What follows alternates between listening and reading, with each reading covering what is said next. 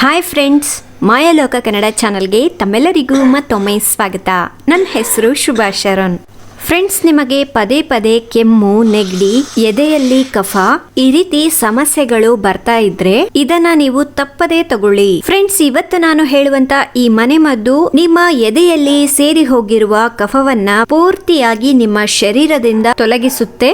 ಹಾಗೆ ನಿಮ್ಮ ಕೆಮ್ಮು ಸಮಸ್ಯೆಯನ್ನ ಕೂಡ ಸುಲಭವಾಗಿ ಕಡಿಮೆ ಮಾಡಿಬಿಟ್ಟು ಹಾಗೆ ನಿಮ್ಮ ಶ್ವಾಸಕೋಶವನ್ನು ಕೂಡ ಪೂರ್ತಿಯಾಗಿ ಕ್ಲೀನ್ ಮಾಡುತ್ತೆ. ಇದರಿಂದಾಗಿ ನಿಮಗೆ ಒಳ್ಳೆ ಪರಿಹಾರ ಸಿಗುತ್ತೆ. ಫ್ರೆಂಡ್ಸ್, ನೀವು ಈ ಮನೆಮದ್ದನ್ನ ಕೇವಲ 2 ರಿಂದ 3 ಸಲ ತಗೊಂಡ ತಕ್ಷಣ ನಿಮ್ಮ ಎದೆಯಲ್ಲಿರ್ತಕ್ಕಂತಹ ಕಫವನ್ನ ತೊಲಗಿಸಿ ನಿಮ್ಮ ಎದೆಯಲ್ಲಿ ಕಫ ಪೂರ್ತಿಯಾಗಿ ತೊಲಗಿ ಹೋಗಿ ನೀವು ಚೆನ್ನಾಗಿ ಉಸಿರಾಡುವುದಕ್ಕೆ ಸಹಾಯ ಮಾಡುತ್ತೆ.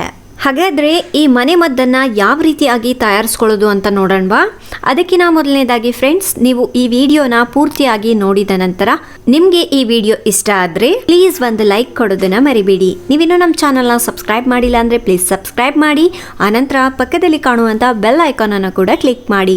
ಫ್ರೆಂಡ್ಸ್, ನೀವು ಒಂದು ಲೈಕ್ ಕೊಡೋದ್ರಿಂದ ನಾವು ಇನ್ನೂ ಇದೇ ರೀತಿ ಒಳ್ಳೆ ಇನ್ಫಾರ್ಮೇಟಿವ್ ವಿಡಿಯೋಗಳನ್ನ ಮಾಡಲಿಕ್ಕೆ ಪ್ರೋತ್ಸಾಹ ನೀಡಿದವರಾಗ್ತೀರಾ.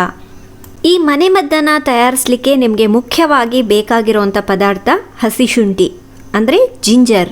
ಈ ಹಸಿ ಶುಂಠಿ ಕೆಮ್ಮು, ಫ್ಲೂ, ನೆಗಡಿಯಂತಹ ಸಮಸ್ಯೆಗಳನ್ನು ಕಡಿಮೆ ಮಾಡುವುದಕ್ಕೆ ಶುಂಠಿ ಚೆನ್ನಾಗಿ ಅದ್ಭುತವಾಗಿ ಕೆಲಸ ಮಾಡುತ್ತೆ. ಇದು ನಮ್ಮೆಲ್ಲರ ಮನೆಯಲ್ಲಿ ಸಿಗುವಂತಹ ಒಂದು ಆಯುರ್ವೇದಿಕ್ ಔಷಧಿ ಅಂತಾನೂ ಕೂಡ ಹೇಳಬಹುದು. ಅದ ನಂತರ ನಮಗೆ ಬೇಕಾಗಿರುವಂತಹ 2ನೇ ಪದಾರ್ಥ ಲವಂಗ. ಲವಂಗಗಳಲ್ಲಿ ಹೆಚ್ಚಾಗಿ ಆಂಟಿ ಇನ್ಫ್ಲಮೇಟರಿ ಕಾಂಪೌಂಡ್ಸ್ ಜಾಸ್ತಿಯಾಗಿ ಇರುತ್ತೆ. ಇದು ಕೆಮ್ಮು ಸಮಸ್ಯೆಯನ್ನ ಕಡಿಮೆ ಮಾಡುವುದರ ಜೊತೆಗೆ ಗಂಟಲು ನೋವು ಅಂದ್ರೆ ಥ್ರೋಟ್ ಇನ್ಫೆಕ್ಷನ್ ಅನ್ನ ಕಡಿಮೆ ಮಾಡುವುದಕ್ಕೂ ಕೂಡ ತುಂಬಾ ಚೆನ್ನಾಗಿ ಸಹಾಯ ಮಾಡುತ್ತೆ.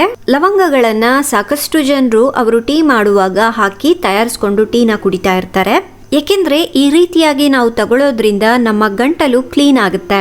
ಆದ್ರೆ ಫ್ರೆಂಡ್ಸ್, ನೀವು ಮುಖ್ಯವಾಗಿ ನೆನಪಿನಲ್ಲಿ ಇಟ್ಕೋಬೇಕು, ಲವಂಗದಲ್ಲಿ ಈ ರೀತಿ ಹೂವು ಇರುವಂತಹ ಲವಂಗವನ್ನೇ ಉಪಯೋಗಿಸ್ಕೋಬೇಕು. ಇದನ್ನ ತಯಾರಿಸಲಿಕ್ಕೆ 5 ಹೂವು ಇರುವಂತಹ ಲವಂಗವನ್ನ ತಗೊಂಡು ಒಂದು ಅರ್ಧ ಇಂಚ್ ಸೈಜ್ನಷ್ಟು ಹಸಿ ಶುಂಠಿನ ತಗೊಳ್ಳಿ. ಹಸಿ ಶುಂಠಿ ಇಲ್ಲ ಅಂದ್ರೆ ನೀವು ಒಣಗಿದ ಶುಂಠಿ ಪುಡಿಯನ್ನು ಸಹ ಉಪಯೋಗಿಸ್ಕೋಬಹುದು.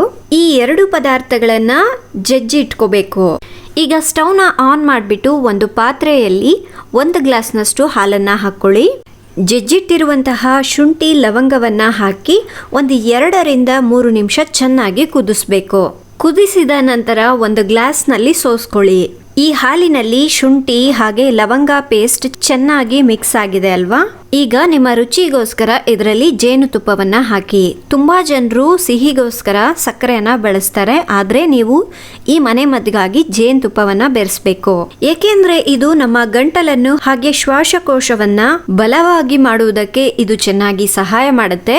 ಅದಕ್ಕಾಗಿ 1 ಸ್ಪೂನ್ನಷ್ಟು ಜೇನುತುಪ್ಪ ಆದರೆ ಸಾಕಾಗತ್ತೆ. ಆದರೆ ಹಾಲು ಬಿಸಿಯಾಗಿ ಇರುವಾಗ ಜೇನುತುಪ್ಪವನ್ನು ಬೆರೆಸಬೇಡಿ. ಅದನ್ನು ಒಗರು ಬೆಚ್ಚಗೆ ಮಾಡಿಕೊಂಡು ಜೇನುತುಪ್ಪವನ್ನು ಬೆರೆಸಬೇಕಾಗತ್ತೆ. ಯಾರಿಗಾದ್ರೆ ಡಯಾಬಿಟಿಸ್ ಸಮಸ್ಯೆ ಇದೆಯೋ ಅಂಥವರು ಜೇನುತುಪ್ಪವನ್ನು ಉಪಯೋಗಿಸಬೇಡಿ. ಫ್ರೆಂಡ್ಸ್, ಈಗ ಈ ಹಾಲು ರೆಡಿಯಾಗಿದೆ. ಈ ಹಾಲನ್ನ ನೀವು ರಾತ್ರಿ ಸಮಯದಲ್ಲಿ ತಗೊಳ್ತಿರಲ್ವಾ, ಸಾಧಾರಣವಾದ ಹಾಲು, ಆ ಸಮಯದಲ್ಲಿ ತಗೊಳ್ಳಿ. ನೀವು ರಾತ್ರಿ ಮಲಗುವ ಮೊದಲು 1 ಗಂಟೆ ಮುಂಚೆ ಈ ಹಾಲನ್ನ ತಗೊಂಡು ಮಲ್ಕೊಳ್ಳಿ. ಇದರ ಮೂಲವಾಗಿ ನಿಮ್ಮ ಶ್ವಾಸಕೋಶದಲ್ಲಿ ಇರುವಂತಹ ಕಫ ತುಂಬಾ ಸುಲಭವಾಗಿ ತೊಲಗಿ ಹೋಗುತ್ತೆ. ಈ ಹಾಲನ್ನ ನೀವು ಸ್ವಲ್ಪ ಸಿಪ್ ಮಾಡ್ತಾ 3 ದಿವಸ ತಗೊಂಡ್ರೆ ಗಂಟಲು ನೋವು, ಕೆಮ್ಮು, ನೆಗಡಿ, ಶ್ವಾಸಕೋಶದಲ್ಲಿ ಕಫ ಇವೆಲ್ಲವೂ ತುಂಬಾ ಸುಲಭವಾಗಿ ನ್ಯಾಚುರಲ್ ಆಗಿ ಕಡಿಮೆ ಆಗ್ಬಿಡುತ್ತೆ. ಸೊ ಫ್ರೆಂಡ್ಸ್, ನೋಡಿದ್ರಲ್ವಾ? ನೀವು ಕೂಡ ತಪ್ಪದೆ ಈ ಮನೆಮದ್ದನ್ನ ಒಂದ್ಸಲ ಟ್ರೈ ಮಾಡಿ ನೋಡಿ. ಹಾಗೆ ನಿಮ್ಗೂ ಕೂಡ ಈ ವಿಡಿಯೋ ಇಷ್ಟ ಆಗಿದ್ರೆ ಪ್ಲೀಸ್ ಒಂದು ಲೈಕ್ ಕೊಡೋದನ್ನ ಮರಿಬೇಡಿ.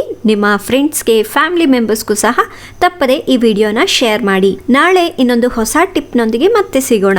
ಅಲ್ಲಿವರೆಗೂ ಟೇಕ್ ಕೇರ್, ಬಾಯ್.